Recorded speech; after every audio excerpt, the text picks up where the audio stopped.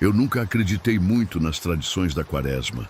As proibições de comer carne às sextas-feiras, não fazer festa, evitar lugares assombrados, tudo isso me parecia bobagem de gente antiga. Na minha cidade do interior, todos levam a sério os 40 dias antes da Páscoa, especialmente a Semana Santa. Mas eu sempre ri dessas crenças. Foi na sexta-feira da Paixão que decidi provar meu ponto. Enquanto todos estavam na igreja para a procissão do Senhor Morto, resolvi ir pescar no lago que fica atrás do cemitério, um lugar que todos evitam nessa época. Estava sozinho, apenas eu e o silêncio do entardecer. O céu tinha uma coloração estranha, um vermelho intenso que se refletia na água. A primeira coisa estranha que notei foi o silêncio. Nem os grilos cantavam, nem os sapos coachavam. Um silêncio tão denso que parecia pesar sobre meus ombros. Tentei ligar o rádio que havia trazido, mas só captava estática. Pensei que fosse apenas interferência, nada demais. Estava concentrado na pesca quando ouvi passos distantes, como se várias pessoas caminhassem em marcha lenta. Olhei ao redor, mas não vi ninguém. A sensação de que algo estava errado cresceu quando percebi que os passos pareciam se aproximar, mas continuava sem ver absolutamente ninguém. A temperatura começou a cair drasticamente. Em poucos minutos, o que era um fim de tarde morno de abril se transformou em um frio cortante. Minha respiração formava pequenas nuvens de vapor. Decidi que era hora de ir embora, mas quando me virei para seguir o caminho de volta, algo me paralisou. No caminho que margeava o lago, vi uma procissão, não de pessoas, mas de sombras, silhuetas escuras que se moviam em fila, carregando o que parecia ser um caixão. Não conseguia distinguir rostos, apenas vultos negros que deslizavam sem tocar o chão. O mais perturbador era o silêncio. Uma procissão sem vozes, sem cânticos, apenas o som suave dos passos. Tentei me esconder atrás de uma árvore, mas senti como se todas aquelas sombras tivessem virado a cabeça na minha direção ao mesmo tempo. Meu coração acelerou tanto que pensei que ia explodir. Fechei os olhos por um instante, rezando pela primeira vez em muitos anos. Quando os abri novamente, a procissão havia parado. Todas as sombras estavam viradas para mim, imóveis. O caixão que carregavam estava no chão. Lentamente, a tampa começou a se mover, deslizando para o lado por conta própria. Não consegui ver o que havia dentro, pois naquele momento consegui recuperar o controle das minhas pernas e corri como nunca havia corrido antes. O caminho de volta parecia mais longo, como se a distância tivesse se esticado. Corri sem olhar. Para trás, ouvindo o que parecia ser um coro distante de vozes sussurrando meu nome. Quando finalmente cheguei à estrada principal, encontrei a procissão real da igreja retornando. As pessoas me olharam assustadas, como se vissem um fantasma. Voltei para casa e não contei para ninguém o que havia acontecido. Uma semana depois, minha mãe me mostrou uma fotografia antiga da procissão do Senhor Morto de 20 anos atrás. Entre os fiéis, reconheci alguns dos rostos que havia visto naquela noite. Pessoas que já haviam falecido há muito tempo. Agora, todo ano, eu sou o primeiro a chegar à igreja durante a Quaresma. E quando alguém zomba das tradições, apenas sorrio em silêncio. Deixa disso, é só uma superstição. Foi o que disse aos meus amigos quando decidiram não comer carne na sexta-feira da Quaresma. Estávamos em um apartamento alugado para o feriado prolongado, numa praia deserta do litoral norte. O lugar estava praticamente abandonado naquela época do ano, apenas alguns pescadores locais por perto. Para provar meu ponto, decidi preparar um churrasco. Enquanto meus amigos comiam peixe, eu assaria uma picanha que havia comprado especialmente para a ocasião. Eles me olharam com desaprovação, mas não tentaram me impedir. Um pescador idoso que passava pelo quintal nos viu preparando as coisas e fez um comentário. Não é bom desrespeitar a quaresma, filho. Especialmente não aqui. Ignorei o velho e continuei com meus preparativos. A noite caiu mais rápido que o normal. Uma escuridão densa, diferente do habitual. As estrelas e a lua foram cobertas por nuvens que surgiram do nada. O vento começou a soprar, trazendo um cheiro estranho de mar, mais intenso que o normal, como se algo estivesse apodrecendo na praia. Quando coloquei a carne na grelha, o fogo reagiu de maneira estranha. As chamas adquiriram um tom avermelhado e pareciam se mover quase com vida própria. Meus amigos notaram e ficaram inquietos, mas atribuí o fenômeno a algum tempero que havia caído no fogo. Foi durante o jantar que as coisas realmente começaram a ficar estranhas. Enquanto comíamos na varanda, percebi que havia algo na praia, uma figura distante, parada na areia, olhando em nossa direção. A princípio pensei que fosse algum pescador, mas a forma como permanecia imóvel, mesmo com o vento forte, me deixou desconfortável. Vocês estão vendo aquilo? Perguntei. Meus amigos olharam na direção que apontei, mas disseram que não viam nada além da escuridão. Tentei me convencer de que era apenas minha imaginação, mas cada vez que olhava, a figura parecia estar mais próxima. Durante a noite, comecei a sentir dores intensas no estômago.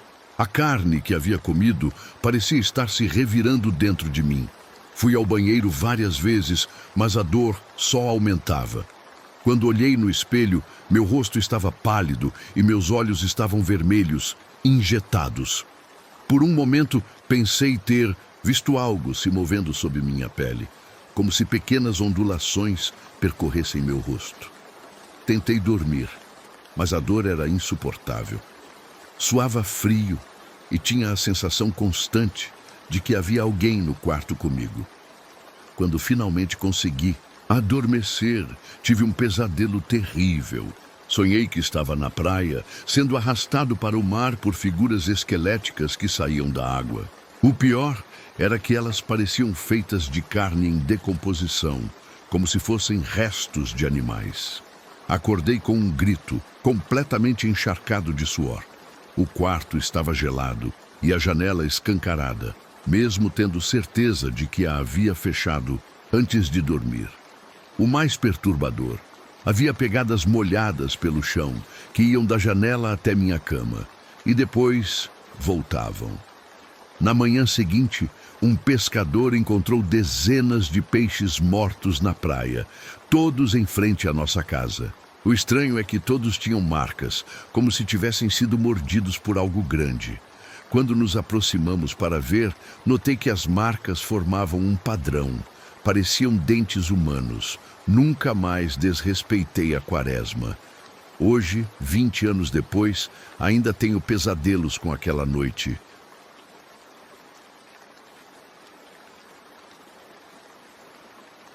Minha avó sempre foi muito religiosa e levava a quaresma extremamente a sério. Quando ela faleceu há 3 anos, deixou um pedido: que eu mantivesse a tradição de rezar o terço todas as noites durante os 40 dias, como ela fazia.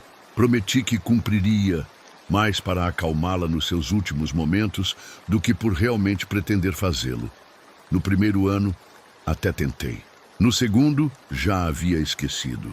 Neste terceiro ano, decidi que era bobagem continuar com superstições de uma senhora idosa.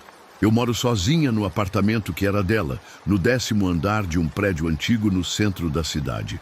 Durante o dia, o lugar é movimentado, mas à noite torna-se silencioso, quase deserto. A quaresma começou numa quarta-feira.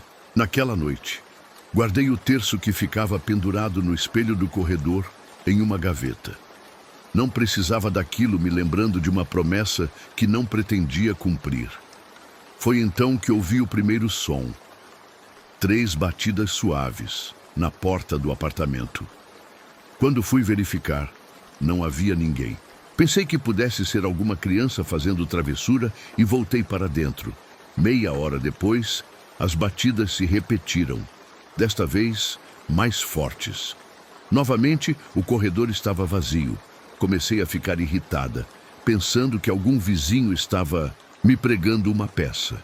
Na terceira vez que as batidas soaram, já era quase meia-noite.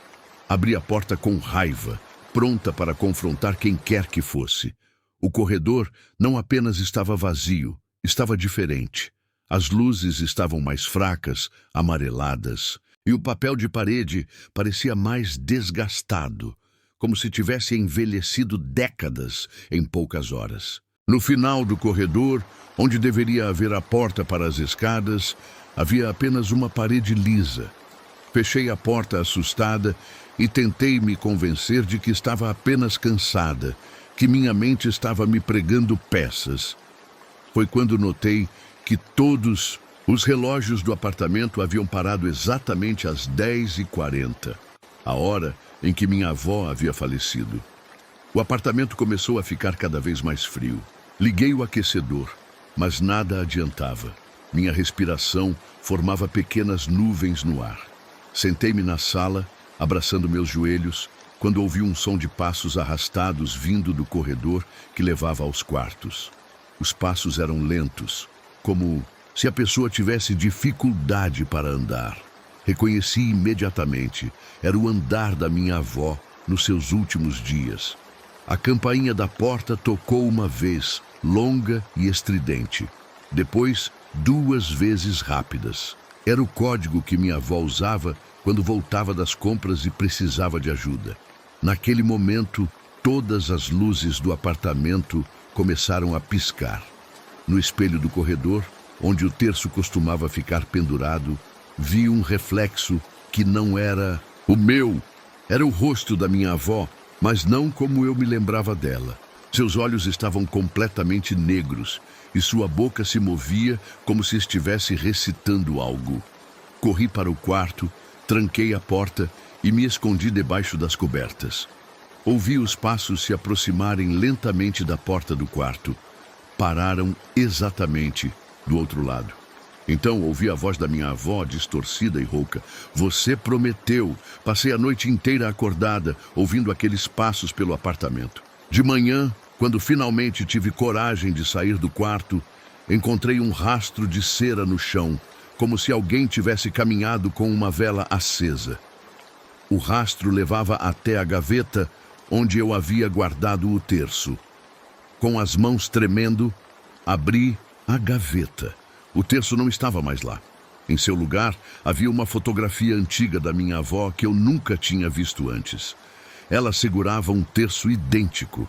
Naquela mesma noite, pendurei um novo terço no espelho e comecei a rezar. Os fenômenos pararam imediatamente.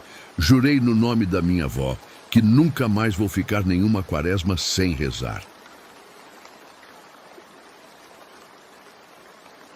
Trabalhei por anos como zelador de um antigo museu católico, instalado em um convento do século XVIII. O lugar abriga relíquias religiosas, algumas bastante valiosas, e eu era responsável por cuidar do prédio durante a noite. Nunca fui muito religioso, apesar de trabalhar ali.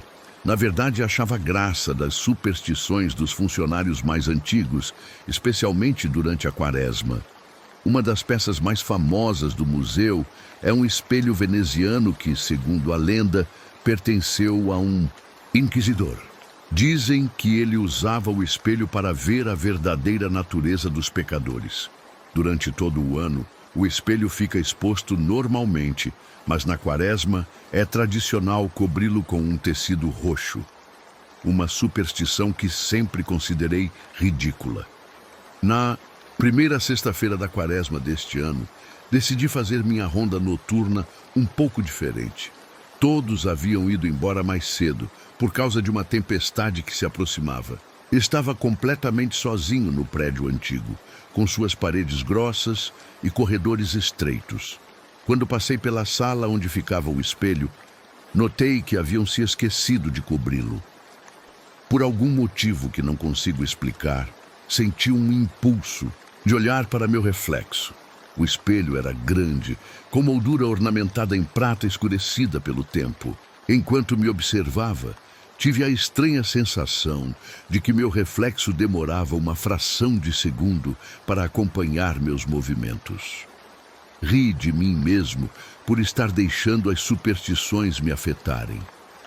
Para provar que não havia nada de sobrenatural, decidi fazer algo que todos diziam ser proibido: tirar uma foto de mim mesmo no espelho. Segundo a lenda, fotografar o espelho durante a quaresma faria com que ele capturasse algo além do reflexo. O flash iluminou brevemente a sala escura. Quando olhei para a tela do celular para ver como a foto havia ficado, senti um arrepio percorrer minha espinha. Na imagem havia algo atrás de mim que não estava na sala. Uma figura escura, sem rosto definido, apenas uma silhueta, com o que pareciam ser 2 pontos brilhantes onde deveriam estar os olhos. Olhei para trás imediatamente, mas não havia nada ali. Quando voltei a olhar para o espelho, meu reflexo parecia normal. Tentei me convencer de que era apenas um efeito do flash ou algum problema com a câmera. Guardei o celular e continuei minha ronda, tentando ignorar a sensação de desconforto que havia se instalado. Foi quando as luzes começaram a falhar. Primeiro apenas piscando, depois se apagando completamente, deixando apenas a iluminação de emergência que tingia tudo com um brilho avermelhado. Atribuí o problema à tempestade que já castigava o lado de fora, com trovões que faziam as janelas vibrarem.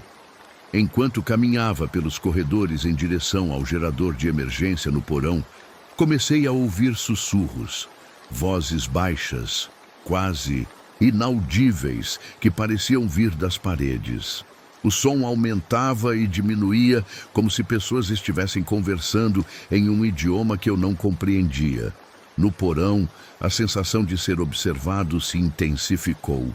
A cada passo que dava, sentia como se alguém estivesse se movendo nas sombras, sempre na periferia da minha visão. Quando finalmente cheguei ao gerador, percebi que ele estava funcionando normalmente. O problema não era a falta de energia. Decidi voltar ao andar principal e esperar a tempestade passar. Foi quando meu celular vibrou. Uma notificação de que a foto havia sido aprimorada automaticamente pelo aplicativo. Quando abri a imagem, quase deixei o aparelho cair. A figura atrás de mim estava mais nítida agora e pude ver claramente um rosto. Meu rosto mais distorcido, com um sorriso que nunca fiz e olhos completamente negros. Naquele momento, ouvi um som vindo da sala do espelho. Um som metálico, como se alguém estivesse arranhando a moldura. Contra todo o bom senso, voltei para lá. O espelho não estava, mas na parede, estava no chão, intacto, com o vidro virado para cima, refletindo o teto. Quando me aproximei para colocá-lo de volta, a imagem no espelho mudou. Em vez do teto, ele mostrava uma sala que eu não reconhecia, cheia de pessoas com roupas antigas, todas olhando para cima, olhando para mim. No centro da imagem estava a mesma figura da foto, agora claramente visível, apontando para mim. Deixei o museu às pressas naquela noite e nunca mais voltei para o turno noturno. Entreguei minha carta de demissão na segunda-feira seguinte. Apaguei a foto do meu celular e quando mencionei o incidente para outros funcionários, eles me olharam com espanto. Segundo eles, o espelho havia sido coberto como de costume e ninguém o encontrou fora do lugar. Não sei explicar o que aconteceu naquela noite, mas agora, toda vez que passo por um espelho durante a quaresma, desvio o olhar. E tenho a constante sensação de que algo me observa, aguardando o momento em que eu baixarei minha guarda novamente.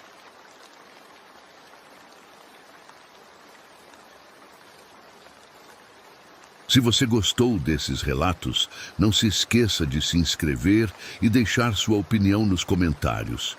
O que você faria no lugar dessas pessoas? Qual dos relatos mais te deu medo? Deixe sua sugestão de que tipo de relatos você gostaria de ouvir no próximo vídeo e até os próximos relatos.